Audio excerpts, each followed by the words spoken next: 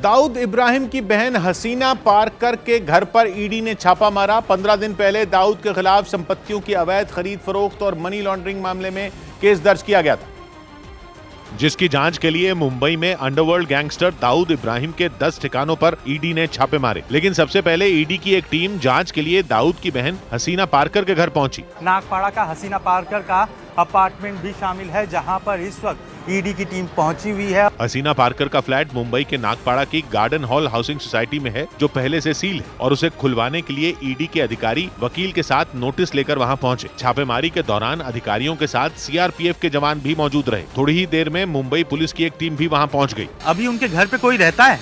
नहीं, कोई नहीं। यहाँ पे कोई नहीं रहता। हसीना पारकर के अलावा दाऊद के करीबी इकबाल मिर्ची के ठिकानों को भी खंगाला गया। बाद में इस मामले में ईडी के अधिकारी छोटा शकील की बहन के पति सलीम फ्रूट को पूछताछ के लिए अपने साथ दफ्तर ले गए। जयपुर में बीजेपी कार्यकर्ताओं ने जबरदस्त प्रदर्शन किया। उन लोगों ने राज्य में हुई रीट परीक्षा में धांधली के खिलाफ सीबीआई जांच की मांग की, जिसके लिए प्रदेश अध्यक्ष सतीश पूनिया की अगुवाई में रैली निकाली गई और उन्हें रोकने के लिए पूरे शहर को छावनी में बदल दिया गया। लेकिन बीजेपी कार्यकर्ता वहां लगी बैरिकेडिंग को तोड़कर आगे बढ़ते दिखाई दिए, जिनमें सबसे आगे चल रहे प्रदेश अध्यक्ष सतीश पूनिया तो बैरिकेडिंग पर चढ़कर पुलिस वालों से बहस करते नजर आए, जिन्हें रोकने के लिए जवानों ने पूरी ताकत झोंक दी। कार्यकर्ता सीबीआई जांच की मांग को लेकर लगातार विरोध प्रदर्शन कर रहे हैं। आगे बढ़ते कार्यकर्ताओं पर पुलिस ने लगातार पानी की बौछार की। बीच बीच में कुछ जगहों पर तो आंसू गैस के गोले भी दागे गए, लेकिन उन पर इसका कोई असर नहीं दिखा। प्रदर्शन में शामिल कुछ लोग हाथ में काले झंडे लिए नजर आए, तो कुछ नेताओं ने अपनी बाजू पर काली पट्टी बांधकर विरोध जताया, जिनकी मांग थी कि रीट परीक्षा में हुई धांधली की जांच सीबीआई को सौंपी जाए। उन लोगों ने इसमें राज्य सरकार के कुछ मंत्रियों के अलावा मुख्यमंत्री अशोक गहलोत के शामिल होने का आरोप भी लगाया और पुलिस की सख्ती के बावजूद वहां से हटने से इनकार कर दिया। एक जगह पर इकट्ठा होकर उन सबने गहलोत सरकार के खिलाफ जमकर नारेबाजी की। गहलोत सरकार वीक है। बीजेपी सांसद किरोड़ी लाल मीणा ने तो इस मामले में सीधे मुख्यमंत्री को ही निशाने पर ले लिया। ऐसो जब आगे नहीं बढ़ना चाहती तो बड़े लोगों के हाथ है, तो सीबीआई की जांच होनी चाहिए, ये कोई गलत मांग नहीं है। इस विरोध प्रदर्शन के दौरान प्रदेश अध्यक्ष समेत कई कार्यकर्ताओं को चोटें भी आईं, जिनमें कुछ लोगों को अस्पताल में भी भर्ती कराया गया। हिजाब पहने एक विदेशी महिला ने टैक्सी ड्राइवर को चाकू मार दिया। यह घटना उस वक्त हुई जब टैक्सी ड्राइवर गुरुग्राम के राजीव चौक इलाके से गुजर रहा था। तभी महिला ने उसे रोककर हमला कर दिया, जिसके बाद हमले में घायल टैक्सी ड्राइवर के आसपास भारी भीड़ जमा हो गई। थोड़ी ही देर में वहां पुलिस भी पहुंच गई, जिसने हमला करने वाली महिला को पकड़ लिया। लेकिन पकड़े जाने के बाद भी वो महिला वहां से फरार होने की कोशिश करती रही। इस दौरान उसने काफी देर तक सड़क पर हंगामा किया। कभी वो आराम से खड़ी होकर पानी पीती, तो कभी बोतल से पानी पुलिस के ऊपर उछाल देती। और तो और उसने पुलिस के साथ धक्का मुक्की भी की। हद तो तब हो गई जब उसने पुलिसकर्मी को एक घूंसा मार दिया, जिसके बाद उसने आरोपी महिला को एक के बाद एक कई थप्पड़ जड़ दिए। पीछे से आई थी, इधर देखा, मेरे तरफ देखा और ऐसे देखकर चक मार गई। हालांकि बाद में पुलिस ने आरोपी महिला को गाड़ी में बैठाया और वहां से लेकर चली गई। रांची की विशेष सीबीआई कोर्ट ने चारा घोटाले के सबसे बड़े मामले में लालू यादव को दोषी करार दिया। हालांकि अभी इस मामले में उनकी सजा का ऐलान होना बाकी है। लेकिन कोर्ट ने जैसे ही लालू यादव को दोषी ठहराया, पुलिस ने उन्हें हिरासत में ले लिया। इससे पहले जब वो सुबह विशेष सीबीआई कोर्ट पहुंचे, तो पुलिस को उन्हें अदालत के अंदर ले जाने में अच्छी खासी मेहनत करनी पड़ी, क्योंकि कोर्ट परिसर में आरजेडी अध्यक्ष के समर्थकों और मीडिया का भारी जमावड़ा पहले से ही मौजूद था। कुछ पल के लिए वहां धक्का मुक्की के हालात भी बन गए, जिसके बाद कुछ पुलिस वाले आगे आए और उन्होंने भीड़ को बड़ी मुश्किल से पीछे हटाया। तब जाकर वो कोर्ट के अंदर दाखिल हो पाए। कि जब भी चारा घोटाला की बात आती है तो उसमें इस डोरंडा कोषागार जो सबसे बड़ा मामला था, 139 करोड़ के अवैध निकासी का आरोप था। और तय समय पर कोर्ट की कार्यवाही शुरू हुई और अदालत ने चारा घोटाले से जुड़े इस 5वें मामले में उन्हें दोषी ठहराया।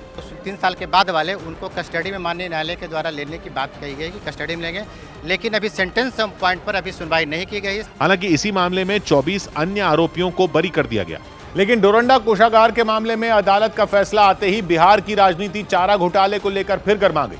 राज्य के पूर्व डिप्टी सीएम और बीजेपी नेता सुशील मोदी सामने आए और उन्होंने कोर्ट के फैसले की तारीफ करते हुए आरजेडी अध्यक्ष को निशाने पर ले लिया। पद पे रहते हुए जो लोग खजाने को लूटने का काम करेंगे उनको सजा मिलेगी तो जैसी करनी वैसी भरी। बीजेपी के हमले का जवाब देने में आरजेडी ने भी देर नहीं लगाई और उसने इस मामले की जांच करने वाली सीबीआई पर सवाल खड़े कर दिए। पूरे मामले में अनुसंधान करता सीबीआई है, तो कहीं न कहीं सत्ता की ड्योढ़ी की एक शोभा है। हालांकि इस सियासी घमासान के बीच पटना में कुछ आरजेडी कार्यकर्ता राबड़ी देवी के आवास पर पहुंचे और हाथों में लालू यादव के पोस्टर लेकर उन्होंने प्रदर्शन किया, जबकि कुछ कार्यकर्ता अदालत के फैसले की जानकारी मिलने के बाद भावुक हो गए।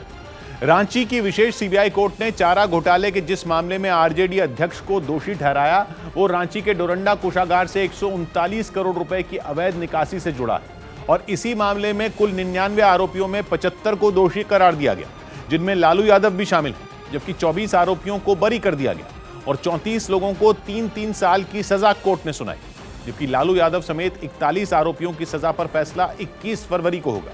इससे पहले भी उन्हें चारा घोटाले से ही जुड़े 4 मामलों में जुर्माने के साथ सजा मिल चुकी है। हम लोग हर केस पे अपील में हाई कोर्ट जा चुके हैं, तो निर्णय जो होगा ये अंतिम फैसला नहीं। लालू जी जरूर बड़ी होंगे। हिजाब मामले में सुनवाई फिर दोपहर में भी जारी रहेगी, जबकि 2 दिन की सुनवाई के दौरान एक तरफ कोर्ट में जोरदार बहस हुई तो दूसरी ओर कर्नाटक के अलग अलग जिलों में लगातार दूसरे दिन स्कूल खुले, लेकिन वहां के कई स्कूलों में हिजाब पर विवाद बरकरार दिखा। कोडगू से सामने आई एक तस्वीर में दिखा कि एक आदमी अपनी भतीजी को लेकर स्कूल पहुंचा जिसने हिजाब पहना हुआ था। स्कूल के अंदर जाते ही टीचर ने उन्हें रोक दिया और लड़की के सिर से हिजाब हटवा दिया। इस पर उस आदमी ने टीचर से बहस शुरू कर दी।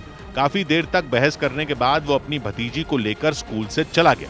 इसके बाद हिजाब पहने कई और लड़कियां भी स्कूल से बाहर निकल गईं। उडुपी में तो कई महिलाएं एक स्कूल के बाहर पहुंची और उन्होंने आरोप लगाया कि हिजाब पहनी लड़कियों को स्कूल में दूसरे बच्चों से अलग बिठाया गया। अगर कोई रिलीजन नहीं शो अप करना है तो उन्हें भी कुमकुम नहीं डालना चाहिए ना। वहीं शिवमोगा में एक स्कूल को छावनी में बदल दिया गया। किसी भी हंगामे से निपटने के लिए वहां पुलिस के जवान तैनात कर दिए गए। बताया गया कि हिजाब पर रोक लगाए जाने की वजह से वहां कई लोगों ने अपने बच्चों को स्कूल भेजना ही बंद कर दिया। वहीं यूपी के अलीगढ़ में हिजाब का विरोध किया गया। वहां के एक कॉलेज में कुछ छात्रों ने हिजाब का विरोध करते हुए प्रदर्शन किया, जिसका एक वीडियो भी सामने आया और उस वीडियो में कुछ लोग भगवा गमछा पहने क्लासरूम में बैठे दिखाई दिए, जो उसी कॉलेज के छात्र बताए गए। भगवा गमछा पहने इन लोगों ने सिर्फ क्लासरूम में ही नहीं बल्कि कॉलेज परिसर में भी प्रदर्शन किया और जमकर नारे लगाए। तुम हिजाब पहनकर आओगे, हम भगवा को लहराएंगे। विरोध कर रहे लोगों ने हिजाब पहनकर आने वालों के खिलाफ कॉलेज प्रशासन को एक लिखित शिकायत भी दी। उधर महाराष्ट्र के ठाणे में मुस्लिम लड़कियों ने हिजाब पहनकर फुटबॉल खेली, जिनका साथ हिंदू लड़कियों ने दिया जिन्होंने अपने गले में दुपट्टे पहन रखे थे, और उन सभी लड़कियों ने एक साथ मिलकर वहां फुटबॉल खेली। इन लड़कियों ने देश के कई हिस्सों में फैले हिजाब विवाद का विरोध किया। जो मुस्लिम समुदाय के लोग हैं वो काफी ज्यादा सामने आकर हिजाब के समर्थन में कई राज्यों में प्रोटेस्ट कर रहे हैं। हिजाब पहनकर फुटबॉल खेल रही लड़कियों ने उसे पहनने के लिए किसी भी तरह के दबाव से भी इनकार किया। इस बीच हिजाब पर सियासी घमासान भी जारी रहा। कांग्रेस ने देश भर में फैले हिजाब विवाद के लिए बीजेपी को जिम्मेदार ठहरा दिया और आरोप लगाया कि बीजेपी की वजह से देश में खाने और पहनने की आजादी पर रोक लग गई। किसी पे दबाव नहीं बनाया जा सकता। भारतीय जनता पार्टी के नेताओं ने ये नई नीति शुरू कर दी है। लेकिन केंद्रीय मंत्री मुख्तार अब्बास नकवी ने साफ किया कि देश संविधान से चलेगा, न कि फतवों से। कुछ इमोशनल एक्सप्लॉइटेशन या इमोशनल अत्याचार करने वाले लोग फतवे जारी कर रहे हैं। AIMIM अध्यक्ष असदुद्दीन ओवैसी तो हिजाब विवाद में आयरलैंड को खींच लाए। उन्होंने ट्वीट करते हुए आयरलैंड में हिजाब और पगड़ी से जुड़े 2019 में लिए गए एक फैसले का जिक्र किया और दावा किया कि उस वक्त मोदी सरकार ने उसे ऐतिहासिक बताया था। ओम प्रकाश राजभर के हत्या करवाने वाले आरोप पर बीजेपी ने पलटवार किया। एक दिन पहले सुहेलदेव भारतीय समाज पार्टी के अध्यक्ष ओम प्रकाश राजभर अपने बेटे अरविंद राजभर के नामांकन में शामिल होने के लिए वाराणसी पहुंचे थे, जहां उन्हें भारी विरोध का सामना करना पड़ा, जिसका एक वीडियो भी सामने आया जिसमें दिखा कि बेटे के नामांकन में पहुंचे ओम प्रकाश राजभर का कई वकीलों ने जोरदार विरोध किया, जबकि विरोध में शामिल कुछ लोग गाली गलौज करते हुए भी सुनाई दिए। इस हंगामे और विरोध के दौरान ओम प्रकाश राजभर के साथ कुछ समर्थक भी दिखे, जो अपने नेता को वकीलों के विरोध से बचाने की कोशिश करते नजर आए। ये देख कुछ पुलिस वाले फौरन हरकत में आए और उन्होंने वकीलों को समझाने की कोशिश की, मगर उन लोगों ने नारेबाजी शुरू कर दी। देखते ही देखते वहां नौबत धक्का मुक्की तक पहुंच गई। फिर तो पुलिस वालों को इन लोगों को पीछे हटाने में खूब जोर लगाना पड़ा, लेकिन कुछ लोग पीछे हटने को तैयार नहीं हुए, लिहाजा हालात संभालने के लिए वहां और पुलिस फोर्स बुलानी पड़ी। आरोप है कि इसी दौरान ओम प्रकाश राजभर पर हमला करने की कोशिश की गई, जिसके अगले ही दिन उन्होंने एक प्रेस कॉन्फ्रेंस की जिसमें उन्होंने इल्जाम लगाया कि उनकी हत्या करवाने के लिए वहां कुछ गुंडे भेजे गए। योगी जी हमारी हत्या कराना चाहते हैं और मैं चुनाव आयोग से मांग करता हूं कि अरविंद राजभर, ओम प्रकाश राजभर को सुरक्षा मुहैया करावे। लेकिन राजभर के इस आरोप को बीजेपी ने खारिज कर दिया। चुनाव के दौर में प्रशासन चुनाव आयोग के अंतर्गत होता है, न कि किसी राजनेता के अंतर्गत। इस मामले में ओम प्रकाश राजभर ने चुनाव आयोग को भी एक चिट्ठी लिखकर शिकायत की। हरियाणा के सिरसा में मौजूद राम रहीम के डेरे में नेताओं की हाजिरी लगनी शुरू हो गई। ऐसा इसलिए क्योंकि डेरा सच्चा सौदा का पंजाब के मालवा क्षेत्र की करीब 69 सीटों पर प्रभाव है, जिसकी वजह से गुरमीत राम रहीम के डेरे में रात के वक्त अलग अलग दल के उम्मीदवारों का आना शुरू हो गया। खबर है कि डेरा सच्चा सौदा पंजाब की सीटों पर मंथन कर रहा है और ये जानने में जुटा है कि किस सीट पर किस पार्टी का प्रभाव है। सूत्रों की माने तो इस बार डेरा किसी एक राजनीतिक दल को समर्थन नहीं देगा। हालांकि इस पर अंतिम फैसला डेरा प्रमुख गुरमीत राम रहीम ही लेंगे। यह भी कहा जा रहा है कि डेरा के समर्थक किसे वोट करेंगे, इसका फैसला वोटिंग के एक दिन पहले यानी 19 फरवरी को होगा और उस फैसले को रातों रात डेरा समर्थकों तक पहुंचा दिया जाएगा। डेरा प्रमुख गुरमीत राम रहीम को 20 साल कैद की सजा दी गई है, लेकिन इस वक्त वो 21 दिन की फरलो पर जेल से बाहर हैं। अरविंद केजरीवाल ने पंजाब में हिंदुओं के खतरे में होने का जिक्र कर दिया। दिल्ली के मुख्यमंत्री केजरीवाल चुनाव प्रचार के लिए पंजाब के लुधियाना में थे, जहां उन्होंने एक प्रेस कॉन्फ्रेंस की और इसी दौरान केजरीवाल ने एक आदमी का जिक्र करते हुए बताया कि उसने पंजाब में हिंदुओं की सुरक्षा पर चिंता जताई। पंजाब में हिंदुओं के मन में, खासकर व्यापारियों के मन में सुरक्षा को लेकर बहुत चिंता चल रही है। लेकिन अकाली दल के अध्यक्ष सुखबीर सिंह बादल ने अरविंद केजरीवाल के इस बयान पर निशाना साधा और उसे बांटने वाली राजनीति बता दिया। आ सारियां चीज़ां भाईचारे नूं तोड़न वाली गल्लां है। हालांकि अरविंद केजरीवाल ने अपने बयान में हिंदुओं के खतरे में होने की बात सीधे तौर पर नहीं कही, लेकिन उनके इस बयान को पंजाब के चुनाव में उनका हिंदू कार्ड बताया जा रहा है, क्योंकि पंजाब में करीब 38% हिंदू वोटर हैं जो ज्यादातर शहरी इलाकों में रहते हैं और इन हिंदू वोटरों पर बीजेपी की भी नजर रहती है, जो इस बार अकाली दल से अलग होकर चुनाव लड़ रही है। इसलिए आम आदमी पार्टी को हिंदू वोटों में सेंध लगने की उम्मीद है और केजरीवाल के बयान को पार्टी की इसी रणनीति से जोड़कर देखा जा रहा है। पटना में चिराग पासवान ने बिहार बचाओ रैली निकाली, जहां जबरदस्त हंगामा हो गया। एलजेपी रामविलास पार्टी के कार्यकर्ता बिहार के राजभवन का घेराव करने पहुंचे, लेकिन वहां उनका रास्ता रोकने के लिए कई पुलिस वाले तैनात कर दिए गए, जिन्होंने राजभवन के रास्ते पर बैरिकेडिंग कर उसे जैम कर दिया। कार्यकर्ताओं का हंगामा बढ़ा तो पुलिस ने सख्त एक्शन लेते हुए आंसू गैस के गोले दागे। बैरिकेडिंग लांघकर बढ़ते कार्यकर्ताओं पर पानी की बौछार की गई, लेकिन वो फिर भी नहीं माने। पार्टी के अध्यक्ष चिराग पासवान ने आरोप लगाया कि उनके कार्यकर्ताओं को वाटर कैनन से कुचलने की कोशिश की गई। ये बर्दाश्त के बाहर है मेरे एक कार्यकर्ता अगर उस गाड़ी के नीचे आ जाता, कौन उसकी जिम्मेदारी लेता।